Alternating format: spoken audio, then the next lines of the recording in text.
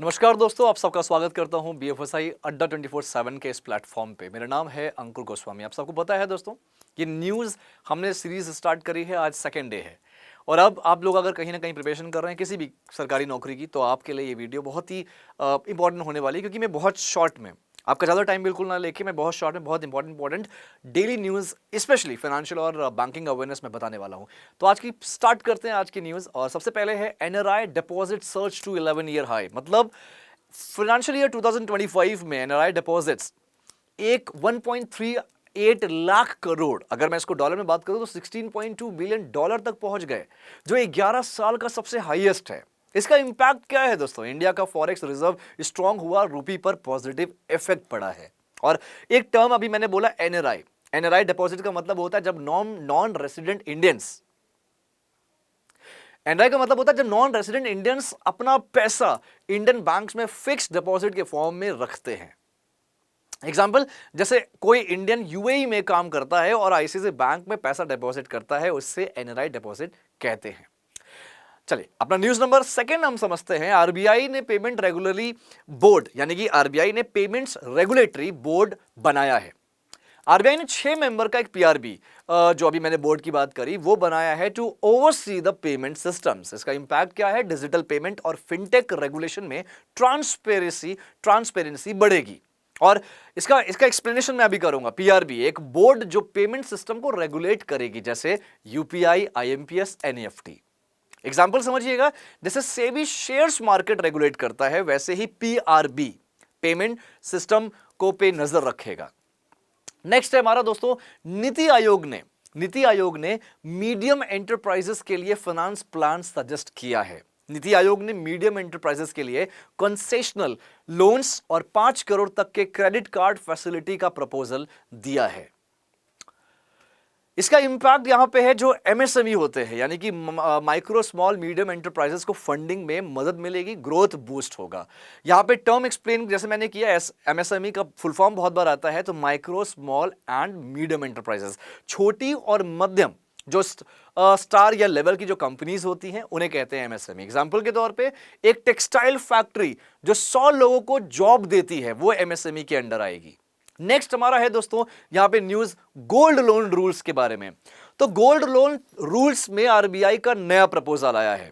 RBI ने gold loan practices standardise करने के लिए 9 पॉइंट ड्राफ्ट गाइडलाइन इशू किए हैं। इसका इंपैक्ट यह है कि बोरोवर्स के लिए ट्रांसपेरेंसी और फेयर प्रैक्टिसेस इंश्योर होंगी।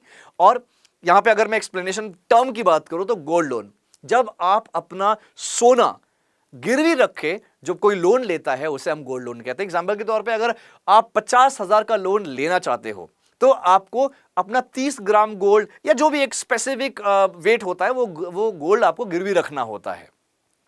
नेक्स्ट, थोड़ा हम इंटरनेशनल न्यूज की अगर बात करें दोस्तों, चाइना ने फाइनेंशियल सेक्टर में मर्जर्स पुश किया है। चाइना ने बैंक्स और सिक्योरिटीज फर्म्स के मर्जर्स प्रमोट किए to create global financial giants. यहां पे इसका इंपैक्ट क्या है? ग्लोबल फाइनेंशियल लैंडस्केप में चाइना का इन्फ्लुएंस बढ़ेगा। टर्म की अगर बात की जाए, तो यहां पे जो मर्जर है, मर्जर का मतलब जब 2 या उससे ज्यादा कंपनी मिलकर एक बड़ी कंपनी बन जाती है या बना लेती है, उसे हम मर्जर कहते हैं। यहां पे एग्जांपल, जैसे आईसीआईसीआई बैंक अगर एचडीएफसी सिक्योरिटीज के साथ मिल जाए, तो वो मर्जर होगा। मिला नहीं है, मिल सकता है, बट ऐसा कुछ है नहीं, ये एग्जांपल है सिर्फ। नेक्स्ट है दोस्तों जेपी मॉर्गन। जेपी मॉर्गन ने सेंटर फॉर जियोपॉलिटिक्स लॉन्च किया है।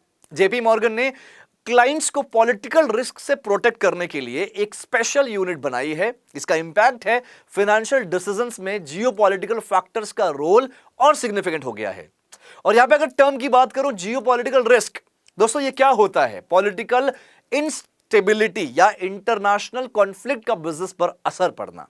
एग्जाम्पल, जैसे रशिया यूक्रेन वॉर से ऑयल प्राइसेस बढ़े, और जियोपॉलिटिकल रिस्क का ये बहुत बड़ा एग्जाम्पल है, राइट। नेक्स्ट अगर बात की जाए, तो अल्जीरिया ने BRICS backed New Development Bank join किया है। अल्जीरिया ने एनडीबी न्यू डेवलपमेंट बैंक का मेंबर बनकर साउथ टू साउथ कोऑपरेशन को स्ट्रेंथन किया। इसका इंपैक्ट यह है, डेवलपिंग नेशंस के लिए अल्टरनेटिव फंडिंग सोर्सेस ओपन होंगे। अगर मैं टर्म की बात करूं, NDB New Development Bank, BRICS countries का बैंक जो डेवलपिंग नेशंस को फंडिंग देता है। एग्जाम्पल, जैसे इंडिया को हाईवे प्रोजेक्ट के लिए एनडीबी से लोन मिलता है, तो वो इसका यूज है, बहुत बड़ा यूज है। नेक्स्ट है दोस्तों, इंडिया ने यूपीआई एक्सपेंशन के लिए अफ्रीका और साउथ अमेरिका से बात किया। इंडिया ने यूपीआई जैसे डिजिटल पेमेंट सिस्टम डेवलप करने के लिए अफ्रीका और साउथ अमेरिका के नेशन से, के कंट्री से डिस्कशन किए हैं। भारत, इसके इंपैक्ट क्या है? भारत का डिजिटल मॉडल ग्लोबल बनेगा, ट्रेड और रेमिटेंसेस काफी आसान होंगे। और अगर मैं टर्म की बात करूं, यूपीआई, यूपीआई का मतलब होता है यूनिफाइड पेमेंट इंटरफेस, एक instant real time payment system होता है।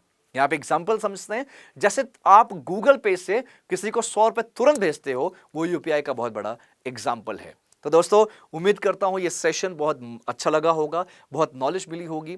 तो इसको आप शेयर करिए, लाइक करिए, कमेंट करिए, और आप इस चैनल को ज़्यादा से ज़्यादा सब्सक्राइब करिए। यहाँ पे मैं न्यूज़ भी ला के देता हूँ, यहाँ पे मैं एक बहुत आपको जॉब अपडेट्स भी मिलती हैं, अलग अलग जॉब और करियर के बारे में बताता हूं, करियर गाइडेंस भी मिलता है दोस्तों। अगर आपको मुझसे करियर गाइडेंस पर्सनली लेना है, आप मुझे लिंक्डइन पर भी फॉलो कर सकते हैं, अंकुर गोस्वामी विद बैंक। आप अड्डा 24/7 डाल देंगे, मैं मिल जाऊंगा। ठीक है, अपना ख्याल रखिए, अपने स्किल्स पे काम करते रहिए। Thank you so much, take care everyone.